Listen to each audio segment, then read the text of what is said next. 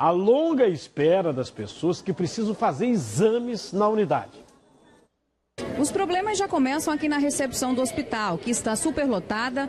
Os acompanhantes dos pacientes dormem aqui, ó, em um papelão. E lá dentro, a situação é ainda pior.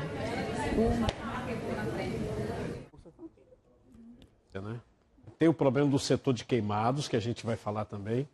E nós vamos falar sobre funcionários do HR que são terceirizados. Pessoal que é enfermeiro, não está recebendo salário. Não está recebendo salário. Você vai acompanhar comigo. A Justiça decreta prisão preventiva do suspeito de matar pedagoga durante a tentativa de assalto na farmácia em Abreu Lima. O enterro da vítima foi marcado por revolta. O pai da pedagoga desabafou. A gente vai fazer o quê? Tem que aceitar a vida como ela é. Sua filha foi vítima da violência que... Vítima da violência, claro.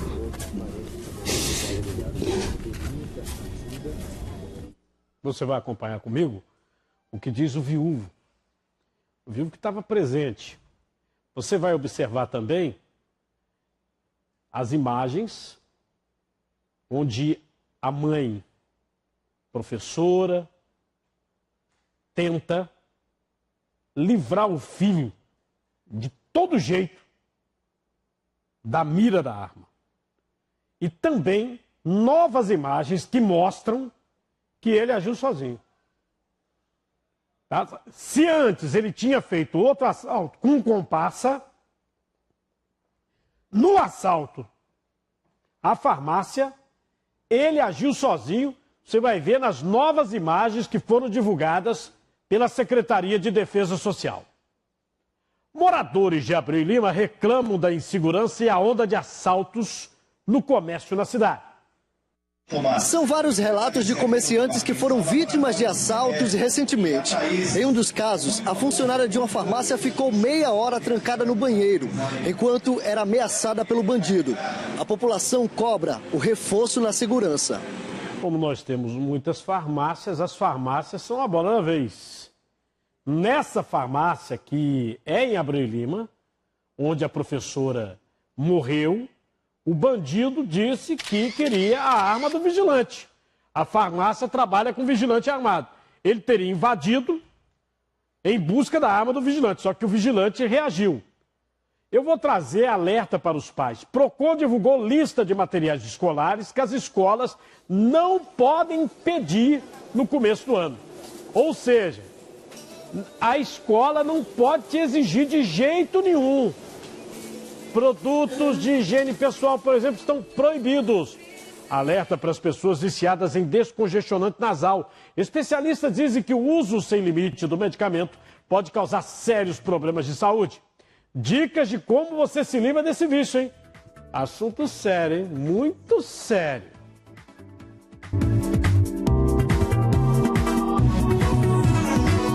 E você já pode acompanhar nosso programa pelas redes sociais. Estamos transmitindo ao vivo pelo site da TV Jornal, pelo streaming, direto nesse endereço, site da TV Jornal, no Facebook. Também estamos transmitindo pelo live. Você pode compartilhar, você pode comentar. Pelo Twitter, você usa hashtag Por Dentro com Cardinô e nós mostramos aqui na tela. E deixa eu começar falando sobre a prisão de uma quadrilha que comprava carros roubados para vender para terceiros por valores assim, baratinhos. Então não pode o cara que compra dizer, eu não sabia. Seu polícia, eu não sabia. 7 homens foram presos e tem um que já está condenado a 47 anos de prisão por roubo. Roubo é assalto. 47 anos de prisão. Você sabe que no Brasil, ninguém fica mais de 30 anos na cadeia. É a lei de execuções penais. Então, condena a 47, no mínimo tem que cumprir 30, né? Com o grupo, a polícia apreendeu 8 carros roubados. Acompanhe o delegado. Eles mantinham contato com a rede de indivíduos que praticavam os roubos e as adulterações dos veículos. Esses veículos, após serem adulterados, após serem roubados, eram adulterados, passavam por um processo de adulteração e, posteriormente, eram entregues já com a documentação nas mãos desses receptadores que revendiam a terceiros, alguns de boa fé e outros dolosamente também compravam o produto desse ilícito. Segundo alguns deles, um deles nos informou, ele disse: doutor, nós não fazemos o trabalho sujo.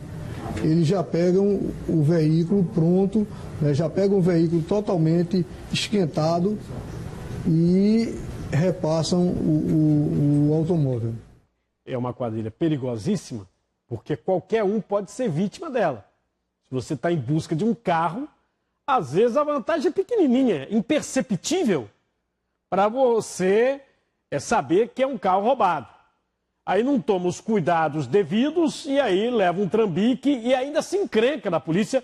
Eu vou dar mais detalhes sobre essa quadrilha que é grande, hein? E eu vou falar sobre o eterno problema da saúde pública no estado. Nós temos imagens mostrando a superlotação, descaso no Hospital da Restauração, os pacientes amontoados nos corredores, acompanhantes que dormem em pedaços de papelão. Veja comigo. O descaso dentro da emergência do Hospital da Restauração foi registrado por um acompanhante que está com a mãe internada há mais de 20 dias. No vídeo enviado pelo nosso WhatsApp, o rapaz mostra a situação da ala vermelha, local onde ficam os pacientes mais graves. O corredor está superlotado. As macas estão espalhadas por todos os lugares. É até difícil caminhar pela ala vermelha.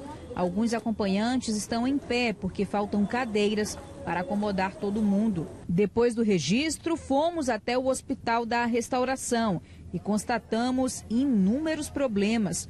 Tudo começa pela recepção. Os acompanhantes sofrem dormindo em cima de papelões. Eles relatam ainda que lavam as roupas que vestem nesta pia, aonde eles também escovam os dentes.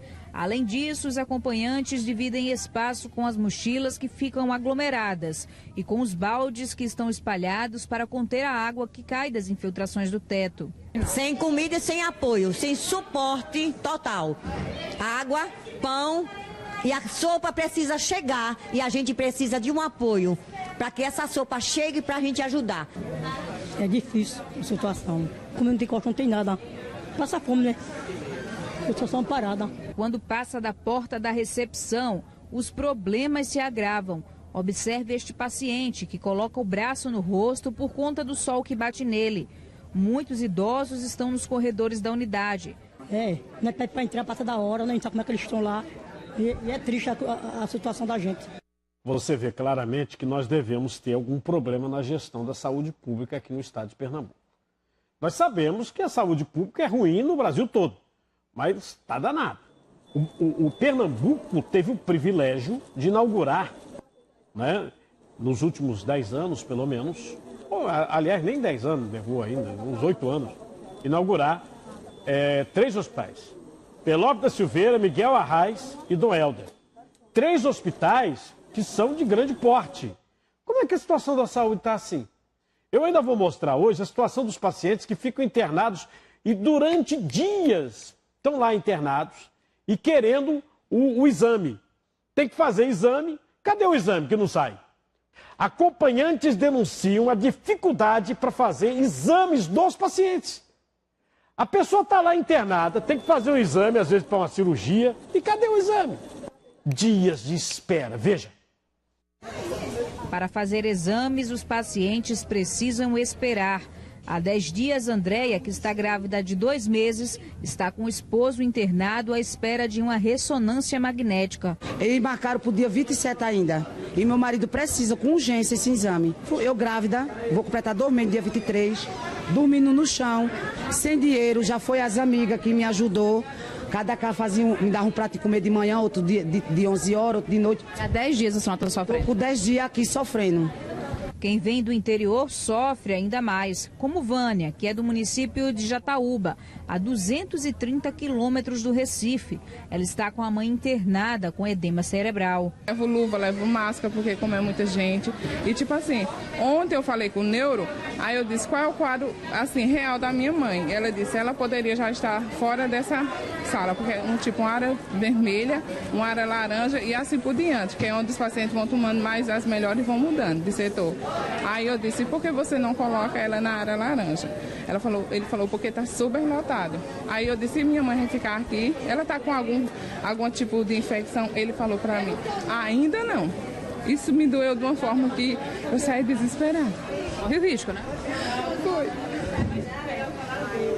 No último dia 14, José Paulo Oliveira da Silva, de 30 anos, sofreu um acidente de moto e foi levado para o hospital.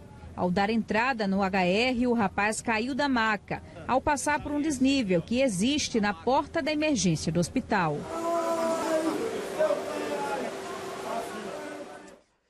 Isso é um absurdo, né? Como eu disse para você, a gente inaugurou aí no estado vários hospitais. Dentre eles, 3 grandes, Miguel Arraes, Dom Helder, Pelópio Silveira. E não resolveu, não descentralizou o problema. Por quê? Não, aí me responda, por quê? Tem algo errado. Você comenta aí, hashtag Por Dentro com Cardinô, vai compartilhando no Facebook da TV Jornal e vai curtindo também no streaming da TV Jornal, no site da TV Jornal. Eu vou trazer uma resposta do HR sobre essas denúncias. Vamos mostrar um outro problema. Superlotação, falta de leitos no setor de queimados, que é referência em Pernambuco. Setor de queimados é referência. Tanto é que pacientes de outros estados vêm fazer tratamento, às vezes, quando são graves, por causa do médico Marcos Barreto. E não tem evolução. Está, inclusive, evoluindo. Está indo para baixo. Depois do acidente com gás, que vitimou uma família, 7 pessoas de uma mesma família, isso ficou muito evidente. E a gente mostra isso já aqui no programa. Olha a previsão do tempo, Recife, região metropolitana, terça-feira, imagens do derby aí, previsão de tempo parcialmente nublado, mas sem chuva ao longo do dia, temperatura máxima 32 graus, a mínima 21 graus. E nas últimas 24 horas, SAMU enviou 27 ambulâncias para atendimento do Recife, bombeiros com 92 intervenções em praia e também 42 atendimentos pré-hospitalares. Polícia Rodoviária registrou 8 acidentes, 20 veículos envolvidos, 4 pessoas feridas, 2 pessoas morreram. Nós tivemos um mestre de capoeira, bastante conhecido no bairro dele, que morreu atropelado por um caminhão na BR-101 Norte, em Paratibe Paulista. Segundo as informações, o caminhão estava no sentido Recife, vinha para o Recife, atropelou um motociclista, a moto chegou a ficar embaixo do caminhão. A vítima é o mestre de capoeira, o José Ferreira da Silva, 58 anos. O motorista do caminhão, ele fugiu do local, né? Lamentável, né? Uma pessoa muito conhecida ali em Paulista, lamentável morrer dessa maneira. E um rapaz identificado como Osmar de Oliveira, 27 anos, morreu após colisão entre um carro e a moto em que ele estava. O acidente foi na PE 90, município de Vertentes. A polícia lá em Vertentes investiga as causas desse acidente. O corpo foi levado ao Instituto de Medicina Legal em Caruaru. E nós tivemos mais um acidente com moto. Dessa vez foi uma senhora que morreu atropelada por um caminhão cegonha na BR-101, ali na área de Abreu e Lima. Ela estava com o marido numa motoneta, uma moto dessa tipo cinquentinha, tá certo? Estava com o marido, ela estava na garupa. Aí a informação é que a carreta pegou na traseira. E o motorista saiu arrastando, nem viu. Veja comigo. A carreta cegonha estava vindo de Natal, no Rio Grande do Norte, com destino ao porto de Suape, quando o acidente aconteceu. De acordo com o carreteiro, ele não viu nada e foi surpreendido com os gritos do marido da vítima. Só vi ele gritando na minha frente, matou minha mulher, eu achei que ele estava me xingando, o capacete dele caiu.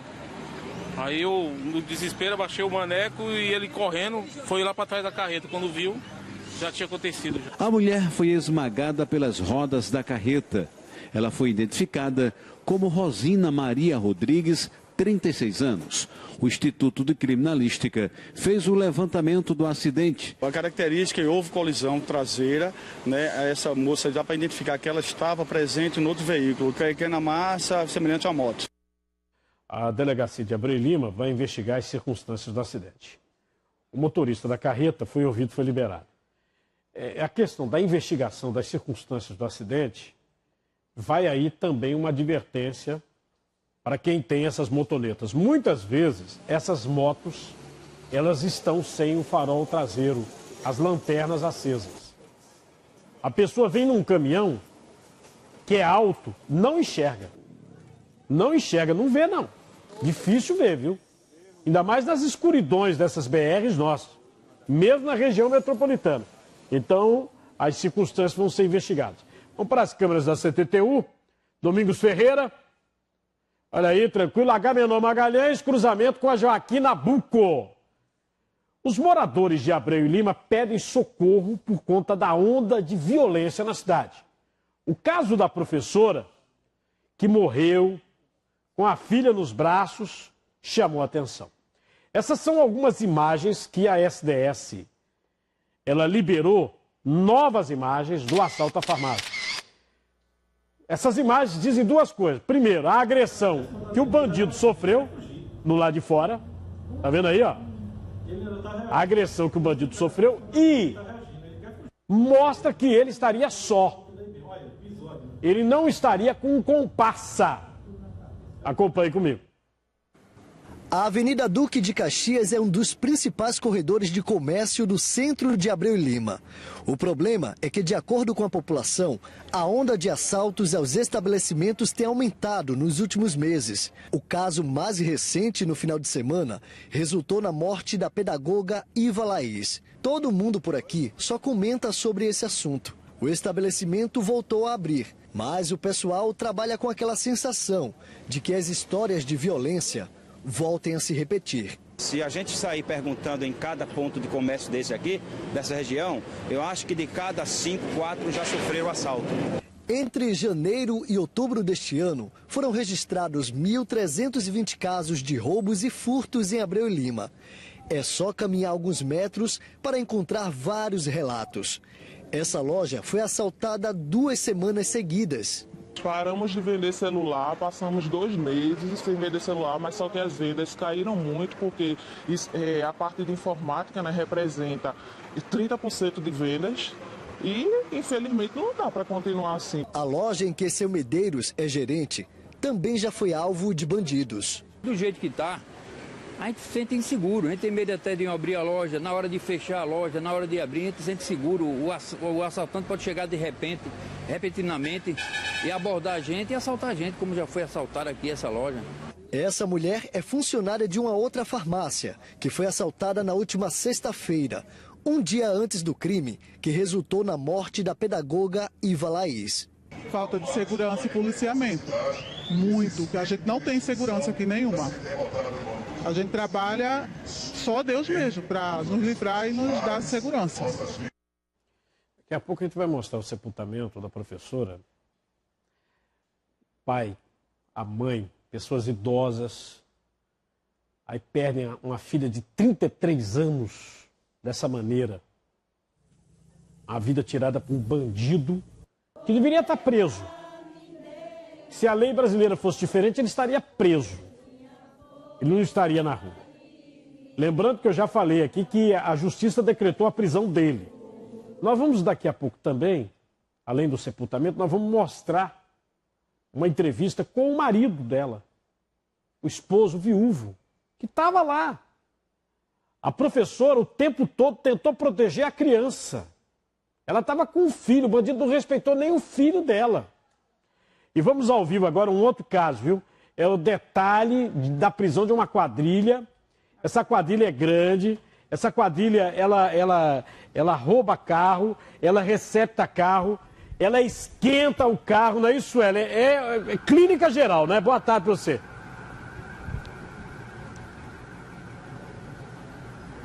Pois é, Cajuna, boa tarde para você, boa tarde para todo mundo. 7 pessoas foram presas nesse primeiro momento das investigações do delegado Nilson Mota, que é titular da Delegacia de Delitos de Trânsito. O que é que acontecia, Cajuna? Esse grupo que foi preso hoje Perdão, no último dia 16, esse grupo, eles não praticavam o trabalho sujo, como um dos suspeitos falou para os delegados. Eles já recebiam de uma quadrilha que é especializada em assalto de veículos, e aí o que eles faziam? Recebiam já esses veículos clonados, adulterados, com documento já quente, e aí eles revendiam, ou entre essas 7 pessoas que foram presas, com baixo valor de mercado, ou então eles vendiam para um cidadão. Só que aí a diferença era grande. Eles vendiam o veículo com o preço de um carro novo, por exemplo. A gente está aqui com o delegado, vai trazer outras explicações para a gente. Delegado, o que chama a atenção nessa organização criminosa é que dos 7 que foram presos, 6 já têm passagem pela polícia, inclusive um foragido do Ceará, condenado por 47 anos, né, pelo crime de roubo. Boa tarde.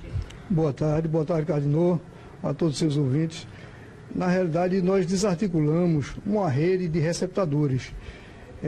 Com isso, com esse foco que nós estávamos, nós conseguimos evitar o fomento da prática de diversos roubos que ocorriam, porque essa quadrilha ela só funcionava e só praticava esses ilícitos do roubo e das adulterações porque ela tinha a quem entregar, a quem revender, a quem repassar e obter o dinheiro ilícito proveniente de sua atividade.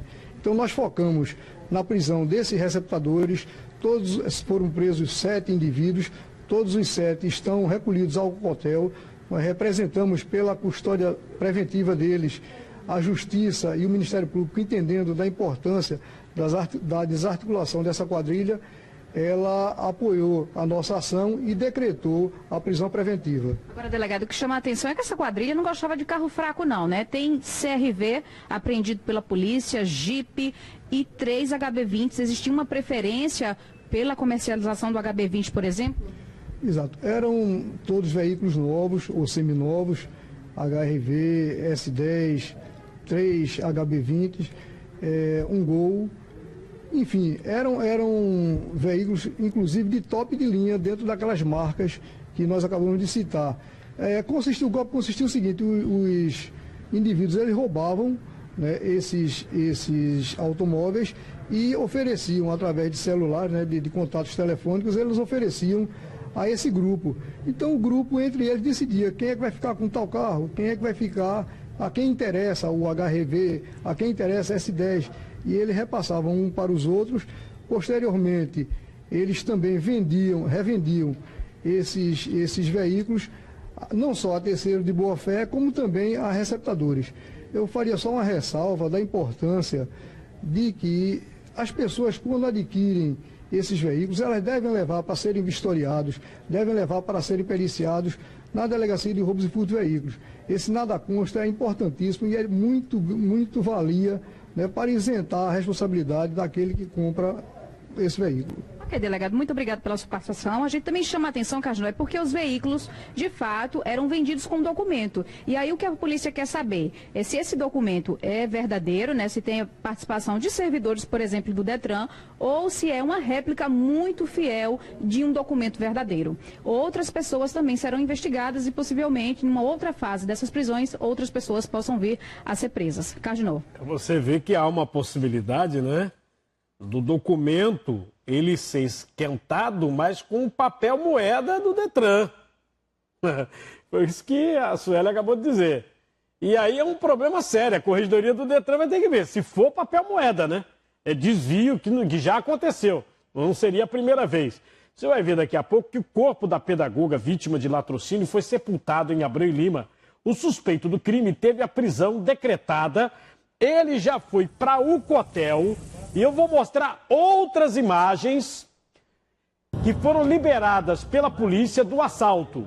Inclusive o momento em que pessoas detêm o elemento lá de fora e espancam o elemento. E outro assalto numa farmácia. Você vai ver momentos em Ipojuca, isso aí. A justiça decretou a prisão do suspeito de matar a pedagoga Isa Laís. Olha, eu vi na internet algumas pessoas falando, por que chama de suspeito? Né? A gente, como jornalista, a gente cumpre as situações legais. A polícia, ela indicia. São indícios. chega o promotor público, denuncia. Quando o promotor denuncia, eu posso chamar ele de acusado. Que aí ele é acusado, que ele já está sendo processado. Ele é acusado pelo Ministério Público. Tá? Eu estou querendo levantar isso, porque tem gente até irritada. Mas o suspeito, não sei o quê. Na internet, é uma questão legal, que nós não podemos correr até o risco de falar diferente. Tá bom? Ele responde por latrocínio, que é o assalto seguido de morte. Ontem à noite, o corpo da professora foi sepultado. Muita emoção, e você vai acompanhar comigo. Depois de uma tarde inteira de espera, o corpo da pedagoga Iva Laís Almeida chegou no cemitério de Abreu e Lima para ser velado e enterrado. O marido, Levi Ezequiel, precisou ser amparado pelos amigos. Os pais da vítima, 2 idosos, estavam abalados. Familiares e amigos fizeram uma oração e cantaram louvores. Nada poderá me derrotar, pois minha força e vitória é Jesus. Muito emocionado, o pai de Iva tentou desabafar. A gente vai fazer o quê? Tem que aceitar a vida como ela é. Sua filha foi vítima da violência que... Vítima da violência, claro.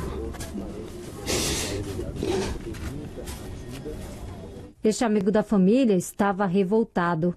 Quem será a próxima vítima? Qual é o pai, qual é a mãe que vai enterrar o seu filho? Ou por que não dizer o contrário? Quem será o próximo filho que vai enterrar também o seu pai? A situação que a gente vive hoje em nosso país, você é simplesmente vítima. Iva Laís tinha 33 anos. Ela foi morta com um tiro no peito no último domingo durante uma tentativa de assalto dentro de uma farmácia em Abreu e Lima.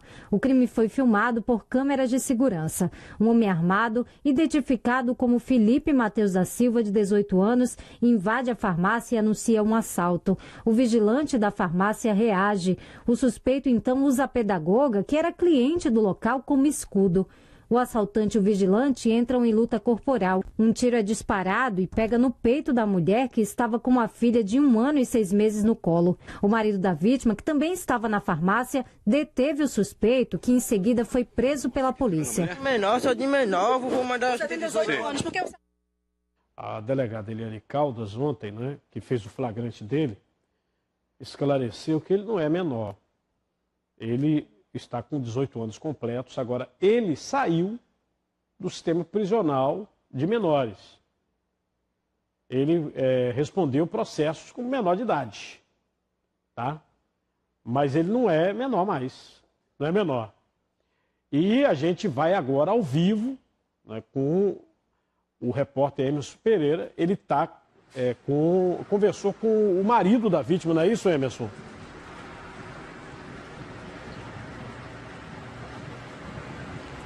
Isso, Cardinal, exatamente. Boa tarde para você, boa tarde a todos que nos assistem. O marido da vítima, claro, está arrasado com essa situação, procurando forças para tentar seguir em frente, até porque o casal tinha uma filhinha de 1 ano e meio. Ele conversou comigo, disse que está procurando forças na própria filha para tentar seguir agora a caminhada, que tem sido muito difícil.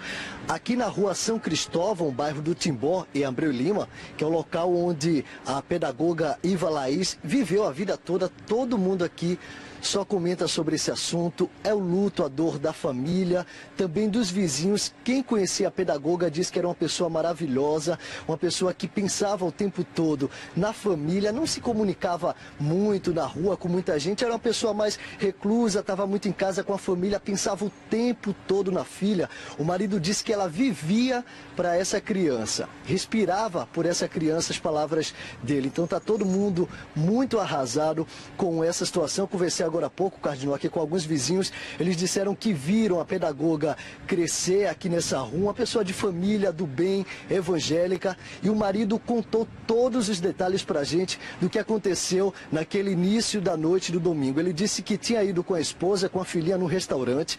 Quando saíram, foram numa farmácia comprar algum material de higiene para a filhinha, e aí não gostaram do preço, saíram dessa farmácia e foram nesse outro estabelecimento, essa outra farmácia, que foi onde o crime, infelizmente, aconteceu.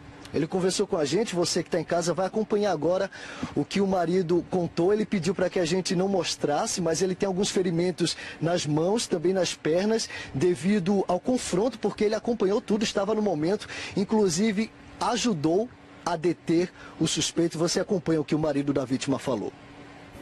Eu tô pedindo a Deus forças e tô tentando sobreviver para poder não fazer a minha filha esquecer, mas fazer a minha filha não sofrer por essa situação, entendeu?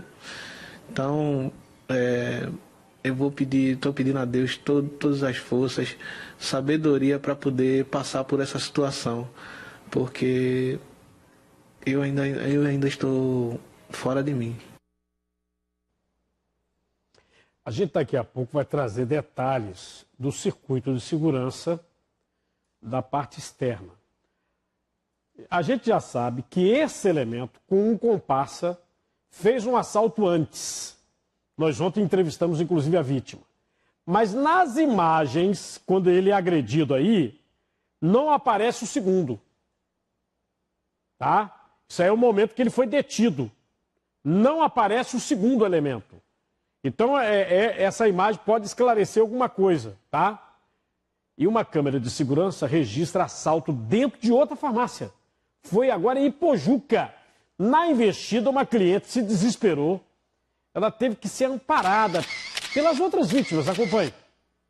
O circuito interno de segurança mostra o momento em que o suspeito de camisa escura invade o estabelecimento e, armado com um revólver, anuncia o assalto. Ele aponta a arma para uma das funcionárias, enquanto a outra, sob ameaça, vai recolhendo o dinheiro do caixa. Uma das clientes se desespera com a situação e cai no choro. Ela é amparada pelas outras vítimas. A ação do suspeito durou menos de 30 segundos. O crime aconteceu em Nossa Senhora do Ó, distrito de Ipojuca, na zona da Mata Sul do estado. A delegacia da cidade é quem investiga o assalto. Ele com esse bonezinho vermelho, com essa sandalinha vermelha, quem conhecer, liga para o Disque Denúncia, 3421-9595. Durante os próximos 30 dias, o canal do Arruda vai estar passando por uma limpeza. A ação faz parte de um projeto que pretende requalificar todo o entorno com a construção de calçadas e vai ter iluminação também. 15 homens estão trabalhando na limpeza do canal do Arruda, um serviço pesado, que só deve terminar daqui a 30 dias. Além da retroescavadeira, as equipes entram em meio ao lixo e retiram tudo que se pode imaginar lá de dentro, como garrafas de plástico, pedaços de isopor, caixas de papelão e mato. Então a gente tem uma série de doenças que pode ser transmitida e veiculada pela água contaminada, a hepatite A, por exemplo, as verminoses, a febre tifoide. Com esse trabalho, a expectativa, segundo a Enlurb, é retirar mais de 2.200 toneladas de lixo, mesma quantidade recolhida em fevereiro deste ano, quando as equipes estiveram por aqui. É importante dizer que esse resíduo, esse lixo que está aqui no canal da Arruda não é só contribuição da população em volta do canal. Esse canal sofre a influência de 12 outros canais da Zona Norte, do Bibiribe e praticamente da Bacia do Vasco todinha. E a gente espera que a população nos ajude a não jogar o seu dinheiro no lixo. O serviço vai custar R$300 mil à prefeitura, só que não para por aí.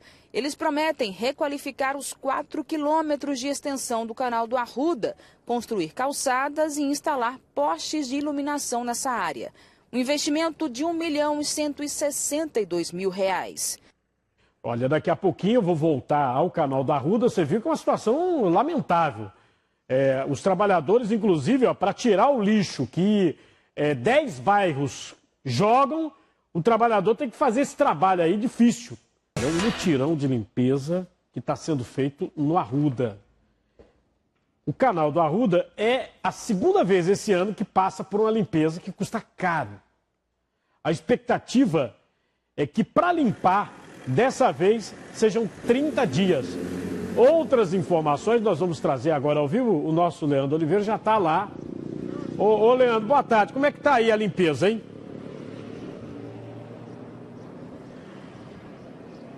Cardinal, boa tarde para você, boa tarde a todos. Olha, a equipe está aqui limpando, é uma equipe grande, estão ali retirando o lixo que está dentro do canal do Arruda, só queria lembrar que esse lixo é o que a gente consegue ver. A gente não consegue ver o que está embaixo da água, dessa água que já está escura, de tanto que as pessoas sujaram. E à medida em que os homens ali tiram o lixo, a gente vê aqui, olha, que mais lixo vem chegando nesse ponto onde ele acumula aqui no canal do Arruda. Ou seja, é um problema que não é pontual, não é só nesse local. As pessoas jogam lixo na parte mais alta do canal e ele vem acumulando para cá. A gente vai conversar com a Marília Dantas, que é diretora de manutenção urbana da Inlurb, que vai explicar mais detalhes para a gente sobre esse trabalho. Até quando esses homens vão trabalhar aqui para conseguir tirar todo esse lixo? Boa tarde. Boa tarde. A previsão de limpeza é de 1 mês, né? A gente iniciou a limpeza ontem e tem uma previsão aí de 1 mês para fazer a retirada desse trecho, né? Que iniciou aqui na Petronila Botelho até a divisa com Olinda. E agora, além desse trabalho aqui com os homens, também tem máquinas trabalhando por causa justamente desse lixo que está por baixo, né? Ninguém sabe o que tem embaixo. Exatamente. A previsão da retirada do lixo aqui é em torno de 2.600 toneladas, né? A gente tem uma mobilização de máquinas e equipamentos, além de 15 homens, para poder fazer a retirada do máximo de lixo que é possível, né? Então, à medida que a gente vai retirando, pode ser que vá aparecendo uma quantidade bem maior. Então, a previsão é de 2.600 toneladas, mas isso pode aumentar gradativamente à medida que a gente vai retirando. Agora, Marília, também é importante falar para a população não jogar mais o lixo no canal, né?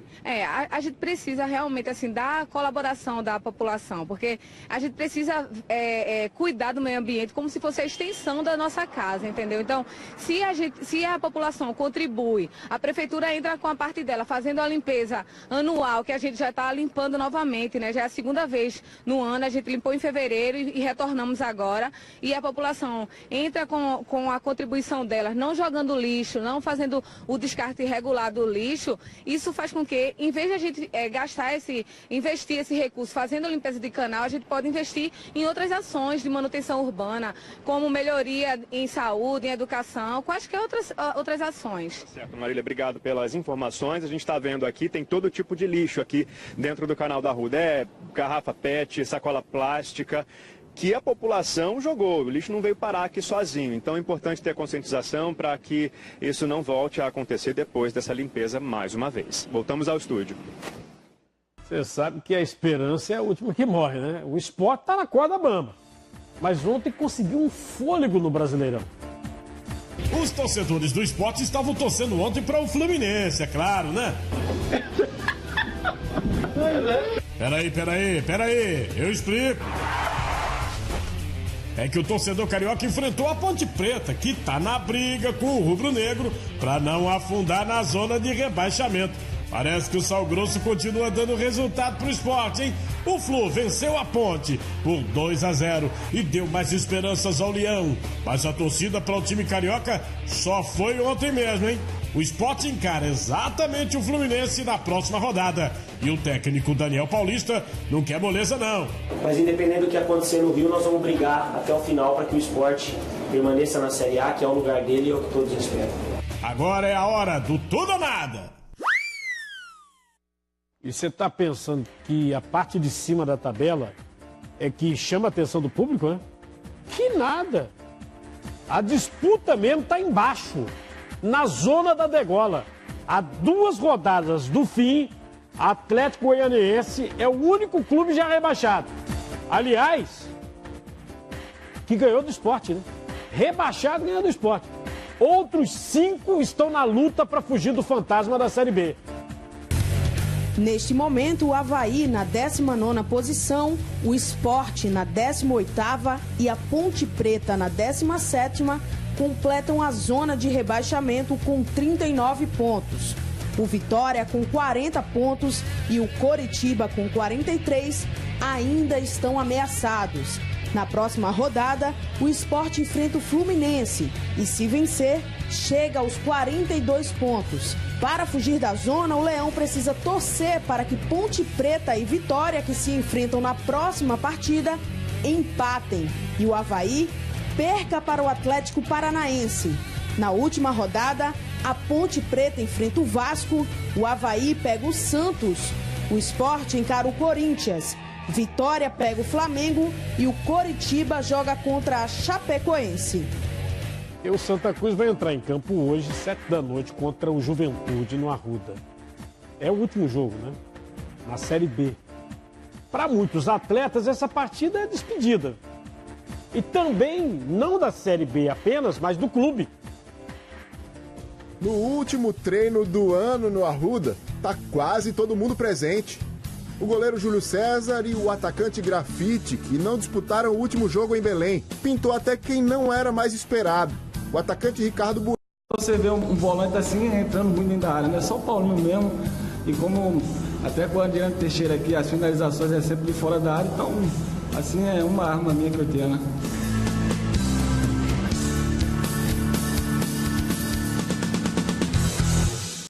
Um homem foi baleado várias vezes e tombou sem vida no telhado de uma casa nos Butrins de Olinda.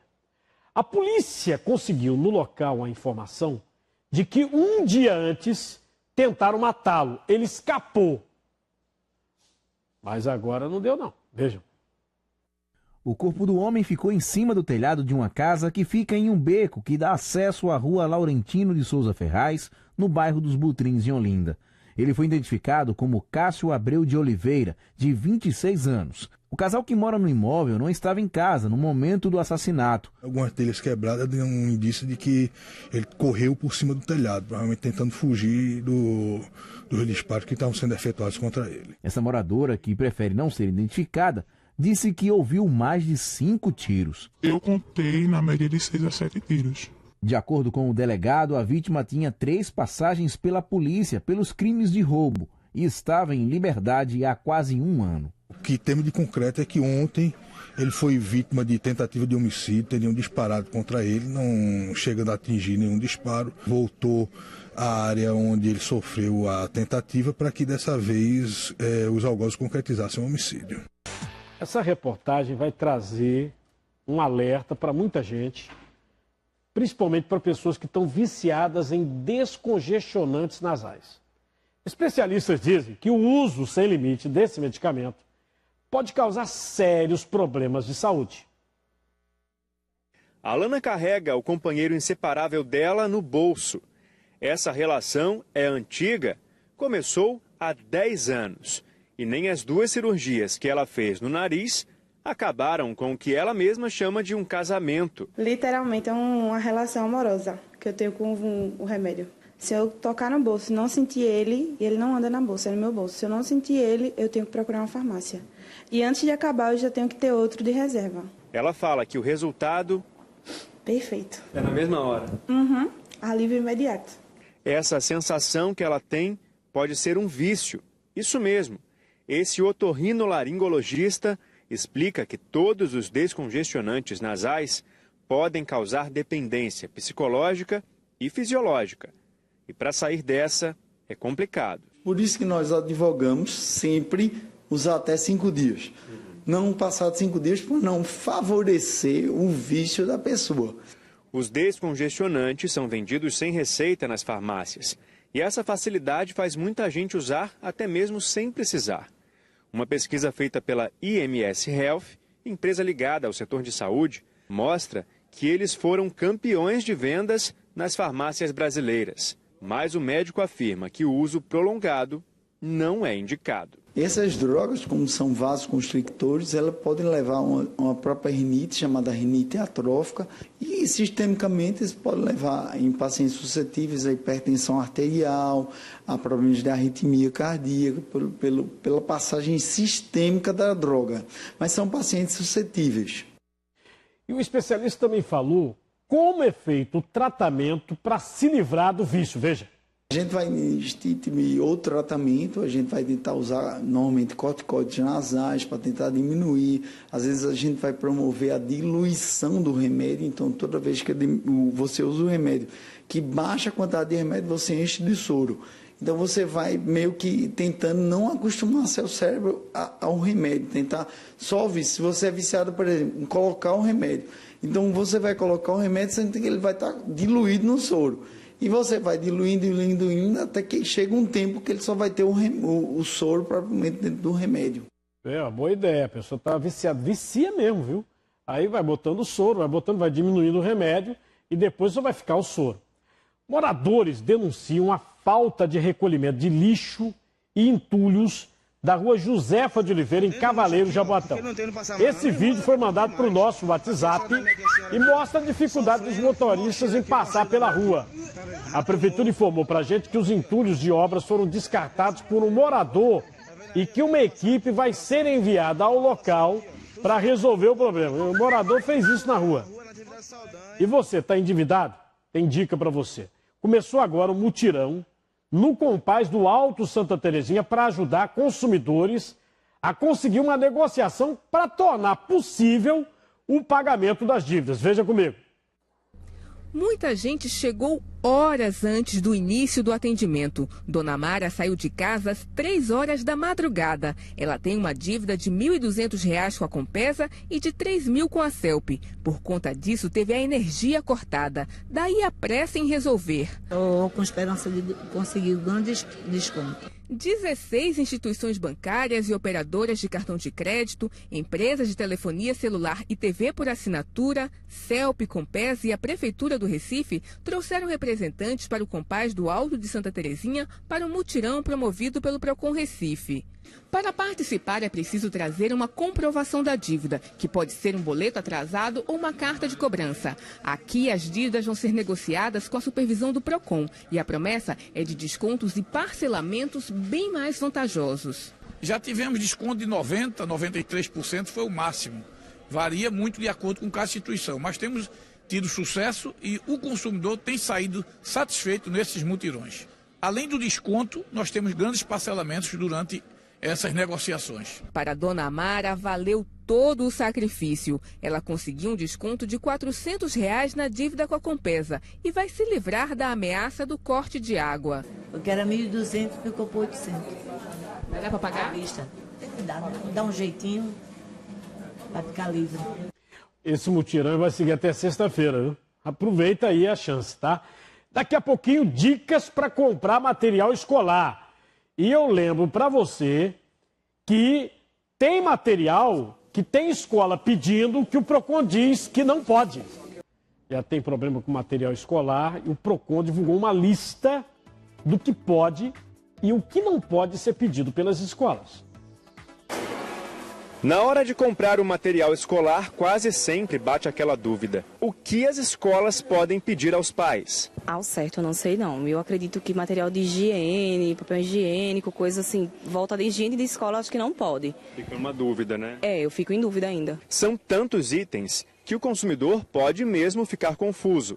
E nesse caso, o que fazer? Eu procuraria uma instância superior, o Procon ou alguma outra que representasse ou conversasse direto com a escola, porque o contato entre a escola também é muito bom. Para ajudar, o Procon divulgou na internet os itens que podem e os que não podem ser exigidos na lista de material escolar. Os materiais de uso coletivo, higiene pessoal, higiene da escola, isso não pode ser exigido. O Procon Estadual de Pernambuco, por orientação do governo do estado, emitiu uma nota técnica onde tem a listagem daquilo que pode e o que não pode ser cobrado. Então a gente sempre orienta o consumidor que, em caso de dúvida ao pegar a lista escolar, ele pode estar fazendo contato com o Procon, está vindo aqui pegando essa nota técnica para saber se de repente a escola está solicitando algum material que é proibido. Lembrando que o estado de Pernambuco ainda tem uma legislação que foi aprovada esse ano. Se a escola pedir material a mais e sobrar, tem que devolver, viu? Muitas lojas já estão oferecendo promoções e os consumidores começam a rechear as lojas. Mas atenção, viu? Para se dar bem nas promessas de tantos descontos, é preciso pesquisar e bastante. Os lojistas já se mostram preparados para a sexta-feira de ofertas. No comércio do centro da cidade, não é difícil encontrar atrativos, seja nos preços ou nas condições de pagamento. E a expectativa dos comerciantes é bem positiva. O ano todinho a gente vem se arrastando, chega o final do ano, trabalho, a expectativa é de melhora. E tem gente que já começou a aproveitar. Calça de tecido, umas camisetinhas básicas, tá bem em conta, tem um preço bem bom. Uma pesquisa feita pelo Serviço de Proteção ao Crédito mostra que quase metade dos brasileiros pretendem comprar durante a Black Friday. Ainda segundo o levantamento, o valor médio gasto pelos consumidores deve ficar em torno de R$1.000 durante a sexta-feira de ofertas. Entre os itens mais procurados estão smartphones, roupas e eletrodomésticos. O Procon orienta o que fazer para não cair em armadilhas. Primeiro, a gente sempre orienta o consumidor a fazer uma pesquisa, né? Procurar nas lojas vizinhas para ver se realmente aquele desconto, onde é que está com preço melhor. Se possível, aqui durante a semana, já começa a pesquisar. Aquele que se sentir lesado também pode acionar o órgão. Se ele constatou que existe qualquer tipo de propaganda enganosa, mesmo que a loja solucione o problema dele, ou seja, venha dar o desconto que realmente é devido ali, a gente pede para que ele denuncie aos órgãos, porque isso pode estar, inclusive, outros consumidores sofrendo esse tipo de lesão. Agora é bom também lojista se ligar, porque o Procon vem recolhendo preços, viu? Aí, para não cair na esparrela, depois teve rede de loja importante na última Black Fraud, foi denunciada como fraude. Né? Loja grande, viu? Rede de loja. Deixa eu falar sobre reforma trabalhista. Muita gente com dúvida, gente mandando pelo nosso WhatsApp. A Amanda Silva, de Camaragibe, está perguntando o que muda em relação a processos por danos morais. O advogado trabalhista Rômulo Saraiva respondeu por dentro. Em relação ao dano moral, a reforma havia fixado um critério que causava um tabelamento. Então, o dano moral em situações gravíssimas, ela corresponderia, por exemplo, levando em consideração o salário do trabalhador, e aí considerando o salário mínimo, seria algo em torno de R$47 mil.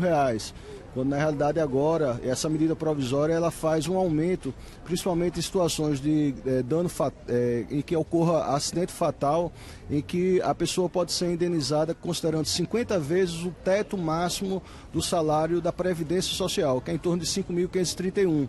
Então isso potencializa em situações gravíssimas que o dano moral seja exercido em torno de R$250 mil. Na internet chama atenção e é curioso. Nas imagens, um homem usa água fervendo para desamassar o carro. Será que é mito? Será que é verdade? Pois é, Cardinal, já pensou se por algum acidente seu carro fica amassado e você consegue resolver esse problema sem precisar levar o veículo para uma oficina? É o que acontece em alguns vídeos que estão circulando pelas redes sociais. Em um deles, um homem usa água quente e um desentupidor de pia para fazer esse serviço em casa mesmo. Primeiro, ele joga a água quente na área que está amassada e depois usa um desentupidor de pia para puxar a lataria de volta para o lugar. Na segunda parte, ele joga a água quente no para-choque, que também está amassado, mas usa as próprias mãos para empurrar a lataria de volta para o lugar. Será que é mito ou será que é verdade? Quem vai responder isso para a gente é o Pedro Barros, professor de manutenção automotiva e especialista em pintura e funilaria. E aí, esse vídeo é verdade ou não? Bom, em termos técnicos e em termos de resistências materiais, sim, ele pode ocorrer sim, porque há uma temperatura sobre uma liga tensa e aí quando corre essa temperatura há uma deformação. Agora, em termos técnicos de prática, não recomendamos, porque além do risco de sofrer uma queimadura, e vamos dizer que ele esteja fazendo esse vídeo em casa, como nós falamos, pode ser que passe uma criança, ou até um familiar, até o próprio que esteja utilizando uma queimadura, então não recomendamos, tecnicamente não, recomendamos que ele utilize realmente de uso de uma oficina, de um profissional, que é um especialista, que a gente chama de DSP, que é o desamassar sem pintura. O famoso barato que sai caro. Isso aí. Muito obrigado, professor, pela explicação. Pois é, então o vídeo é verdade, mas essa técnica tem que ser feita por um especialista. Voltamos ao estúdio, Cardinô. Aí, verdade, né? Água quente para desamassar o carro. É verdade. Moradores da rua Cascata de Baixo, no Engenho Velho, em Jaboatão, pedem que a Compesa solucione problemas de canos quebrados lá no lugar. Segundo a população, é frequente o desperdício de água e, para tentar amenizar a situação, os moradores consertam os canos que se quebram, mas nem sempre é possível sanar o problema. Ainda de acordo com os moradores, a Compesa já foi avisada, mas a situação permanece a mesma. A nossa produção entrou em contato com a assessoria de imprensa da Compesa, que em nota nos respondeu que vai enviar uma equipe ainda hoje para consertar o vazamento que você está vendo aí. A gente está falando desde o início do programa sobre os problemas do Hospital da Restauração. E não são poucos não, viu? Tem superlotação, acompanhantes dormindo em papelão, as pessoas que têm que fazer alguma cirurgia estão esperando por fazer exames e ficam lá, a Deus dará. Você tem um problema de gente que não está recebendo dentro do hospital também, falta de pagamento. E a repórter Suelen Braille está lá com algumas respostas. Ô Suelen.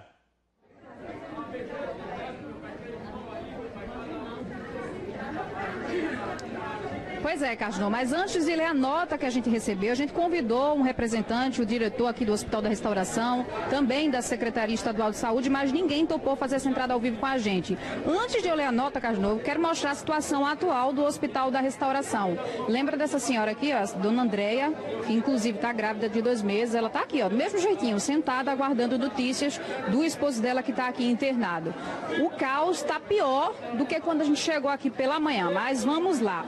A nota enviada pelo Hospital da Restauração diz a seguinte: com relação à alimentação, o Serviço de Nutrição do Hospital da Restauração fornece diariamente cerca de 5.000 refeições para pacientes, acompanhantes e funcionários. Esse pessoal que está aqui, ó, familiares ou responsáveis que estão aqui na recepção, não tem direito à alimentação. Já os pacientes que se encontram na unidade de trauma só podem receber alimentação após exames e avaliação médica, o que pode demorar em média 4 horas. Falando com relação à denúncia de falta da cadeira que a gente mostrou também na reportagem, o HR responde: em todas as enfermarias existem cadeiras especiais para os acompanhantes, mas não foi isso que a gente mostrou na reportagem com vídeo enviado pelo nosso WhatsApp, né? O uso de colchões e papelões aqui na sala de espera da emergência, segundo o HR, é tolerado, pois as pessoas que vêm do interior não têm condições de abrigo para estar em casa de parentes ou casa de apoio. Essas pessoas são orientadas pelo Serviço de Saúde sobre as normas do SUS. Muita gente também reclamou do serviço social aqui do Hospital da Restauração, então seria bom a assessoria procurar avaliar melhor essa situação. A realização de exames também pode demorar, inclusive pelas condições de cada paciente. As visitas, sejam na UTI ou na unidade de trauma, têm horários pré-definidos, como em qualquer unidade de saúde do país. Caso haja alguma intercorrência, as visitas podem ser suspensas. Agora, o pessoal que está aqui diz que a visita não é pontual não, viu? Às vezes é 1 hora lá dentro, mas na verdade as pessoas começam a ser chamadas aqui com meia hora para terminar a visita. No caso da pia, onde as pessoas fazem a higiene, tem uma pia aqui que o pessoal, além de fazer a higiene, também acaba lavando roupa porque não tem condições. O HR responde, diz que fica aqui na sala, quem fica na sala de espera aqui da emergência não tem direito a acesso para locais mais adequados dentro do hospital. E por fim, enfermeiros e técnicos de enfermagem estão com o pagamento dos plantões em atraso, mas a Secretaria Estadual de Saúde está tentando regularizar pendências até a próxima semana. Então, assim, a gente mostra que a situação continua a mesma. O pessoal que divide espaço com balde, as infiltrações também continuam, são problemas estruturais e a recepção, como vocês podem observar, estão bem lotadas, pior ainda do que a gente mostrou na manhã de hoje. Quem também conversou com a gente foi o doutor Marcos Barreto, que é diretor do setor de queimados, que também acabou fazendo uma denúncia, viu, Cardinal? Acompanhe. Olha, nós temos uma unidade que vem lotada já há algum tempo. O que acontece é que a população tem aumentado. No último leito criado do Estado para tratar queimados foi aqui no Hospital da Restauração em 2001. E saímos de 30 leitos para 40. E a população, ela, desses 16 anos, ela aumentou muito. E não tem mais para onde ir em termos de queimadura. E vem tudo carreado para cá. Então, hoje a gente tem, além dos 40 pacientes dentro da unidade, a gente tem ainda uma quantidade razoável de pacientes, muitas vezes chega até 10 pacientes no corredor da emergência aguardando vaga. Ou então tira-se da emergência e se coloca em algum dos andares, mas que não é o local ideal para tratamento do paciente queimado. A gente ficou olhando isso aqui e parece guerra, né? Lá na Síria, a gente, vez por outra, tem imagem assim, né? O povo jogado, né, para ser atendido. A família queimada após um incêndio dentro da residência em Jaboatão. O incêndio que foi provocado pelo gás, né? Pelo gás que vazou. De acordo com a assessoria do Hospital da Restauração, todos os 7 feridos seguem internados lá na unidade hospitalar. E o caso mais complicado ainda é do bebê de 1 ano e 9 meses, que teve 90% do corpo e tem queimaduras de 2º e 3º graus. O estado dele, segundo os médicos, é gravíssimo. Os demais têm pelo menos 30% do corpo queimado e seguem realizando curativos na unidade de tratamento de queimados em observação. Não há previsão de alta para nenhum dos feridos. Um alerta agora. Pessoas estão usando álcool combustível no lugar do gás de cozinha, que está aumentando muito o botijão, o valor, né? E às vezes a pessoa não tem o dinheiro. Presta atenção. Especialistas alertam sobre os riscos. Veja comigo. No Hospital da Restauração, a unidade de queimados está lotada. De acordo com o chefe do setor, os números são consequência do uso de álcool combustível, aquele vendido nos postos, como método para substituir o gás de cozinha. Uma situação preocupante. Eles estão cozinhando com álcool. Que álcool? Álcool do posto. Eles estão pegando o álcool do posto e gasolina para cozinhar. E já teve casos aqui de chegar 3 gerações queimadas dentro da cozinha. Uma avó, uma mãe e uma neta. A substituição, que de início pode parecer econômica, é bastante perigosa e envolve uma série de riscos. O principal deles está relacionado ao manuseio do etanol. Por você não ter controle desses gases que emanam do estado líquido na transição para o estado gasoso, ou já no estado gasoso, você não tem esse controle, de modo tal que esse acidente, uma probabilidade muito grande de acontecer. O Corpo de Bombeiros explica ainda o que deve ser feito em casos de acidentes envolvendo este tipo de combustível.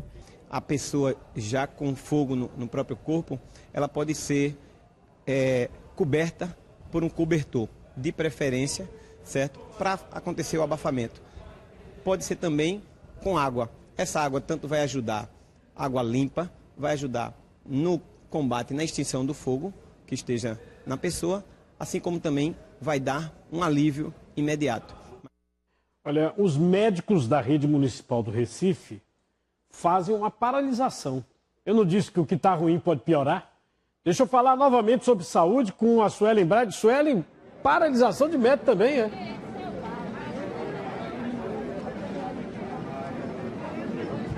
Exatamente, Carlos. Como você falou, se o negócio está ruim, ainda pode piorar para quem depende agora da rede municipal de saúde. A gente mostrou o descaso do Estado, né, daqui do Hospital da Restauração. Agora a gente vai falar um pouquinho com Tadeu Calheiros, que é presidente do Sindicato dos Médicos de Pernambuco, que vai passar a informação. 2 dias de paralisação, é isso, doutor? Então quem tem consulta é bom ficar atento agora às suas informações. Boa tarde. Boa tarde, Suelen. Boa tarde, Cardinô. Isso mesmo, Suelen. Infelizmente, mais uma vez, os médicos decidem por uma paralisação por 48 horas dos atendimentos ambulatoriais da Prefeitura da cidade do Recife, por total falta de resposta da Prefeitura quanto às reivindicações da categoria. Quais são, doutor? Olha, segurança é o principal ponto. Houve, desde a retirada dos seguranças, dos vigilantes dos postos de saúde, um aumento significativo das ocorrências dentro das unidades de trabalho. Falta de reajuste, 0% proposto para 2017, sem perspectiva de 18, além de estrutura física, insumos, medicamentos e recomposição das escalas profissionais. Agora, presidente, o senhor estava me dizendo um exemplo, viu, Casdô? O presidente estava aqui me dizendo que uma médica, inclusive, foi assaltada no posto de trabalho. É isso mesmo, a gente nem acredita quando a gente escuta um tipo de história dessa, a falta de segurança tão grande, Recife, região metropolitana e em todo o estado, que acaba acontecendo uma situação dessa. Isso, Sueli. Ontem, mais um assalto dentro do posto Salomão Kellner. Levaram um carro de uma médica dentro do estacionamento. Já houve até sequestro de profissional médico na Policlínica Arnaldo Marques, no Imbura. Dentro dos postos de saúde, roubam até medicamentos em que os usuários pegam nos postos. É uma situação realmente bastante preocupante e que põe em risco usuários e profissionais. O que é que o senhor acaba ouvindo como resposta da Prefeitura do Recife? Eles já disseram alguma coisa? Sempre atrelam a crise econômica, o problema da falta de poder investir em vigilantes. Retiraram os vigilantes no final de 2015, atrelando economia de custos. E o barato sai caro. difícil a situação de vocês também, né, doutor? Muito difícil, a categoria está bastante satisfeita, já falta cronicamente medicamentos, vive numa estrutura onde há mofos na parede, falta de local para atender adequadamente, tem que fazer verdadeiras escolhas de Sofias e, ainda por cima, falta de resposta da Prefeitura. Ok, doutor, muito obrigado pela sua participação. A gente continua aqui na rampa do Hospital da Restauração e é impossível não comentar também a quantidade de pessoas que tem aqui do lado de fora. Cardinô. É incrível, Suela, é incrível. Eu não sei onde nós vamos parar, não. Essa questão de segurança mesmo, a gente teve aquele assalto lá em Caruaru, que teve um tiroteio com a polícia. Era um hospital particular, ó, essas imagens aí. A polícia depois pegou a quadrilha foi lá para roubar, para assaltar o hospital. E teve o Dom Helder também no cabo, né, que um cara fugindo, tinha praticado um assalto, correu para dentro do hospital, né? E agora o médico relatando uma série de assaltos nas unidades de saúde. Daqui a pouco você vai ver que a cantora Anitta aplicou um golpe no cassino. Calma, calma lá, porque esse é o tema de um novo clipe da cantora que a gente vai mostrar já já. O caso da professora morta durante um assalto em Abril Lima. Novas imagens divulgadas pela polícia detalham a ação do suspeito de praticar o crime. Confira comigo.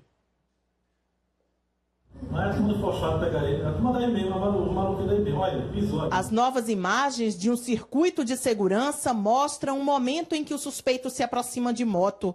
Ele desce e olha para dentro da farmácia enquanto caminha.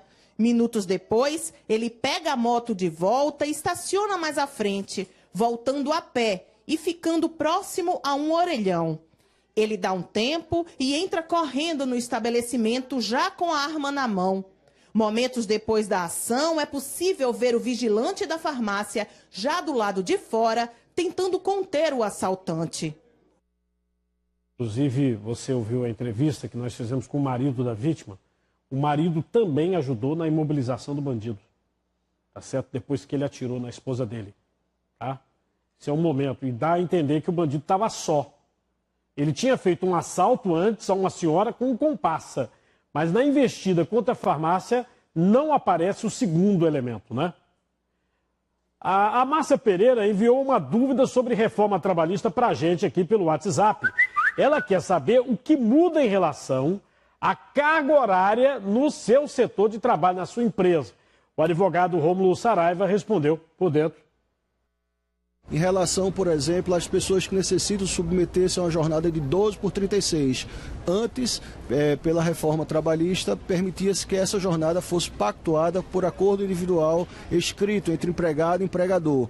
No entanto, isso foi proibido, isso foi vedado, de modo que para que seja estabelecida essa jornada 12/36, terá que ser feita por acordo coletivo no sindicato, exceto para os profissionais da área de saúde, em que eles poderão pactuar com seus empregadores de maneira escrita, de maneira individual, sem precisar que a essência do sindicato.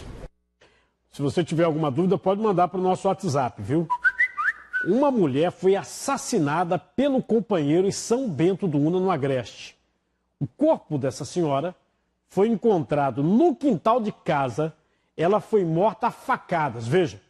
A jovem Riviane de Almeida da Silva, de 25 anos, foi assassinada ontem pela manhã com uma facada no peito, no quintal da casa onde morava há 2 meses, com a filha de 1 ano e o companheiro Claudiano Araújo da Silva, de 32, que é o principal suspeito de ter cometido o crime. Quando nós chegamos aqui, ela estava caída no quintal, com perfuração em cima do peito, e o rapaz que assassinou estava na cozinha, né, chorando, desesperado, e falando que ela tinha se matado. A polícia foi acionada pelos parentes da vítima, que logo identificaram que a cena do crime não se tratava de um suicídio, e sim assassinato. A Polícia Civil foi informada de uma ocorrência de suicídio. Quando os policiais civis se dirigiram até o local, verificaram que a cena do crime não era condizente com suicídio, sim com homicídio. Então começaram a diligenciar no local e, em contato com os vizinhos, estes contaram que desde 9h30 ouviram pedidos de socorro da vítima e, tendo em vista essa informação, a Polícia Civil localizou uma sacola, que dentro da sacola tinha a faca peixeira que foi utilizada no homicídio. Claudiano confessou o crime, alegando que estava sendo traído pela vítima. Ele foi autuado em flagrante por feminicídio. Primeiro ele disse que ela tinha se matado. Aí não, agora foi traído, né?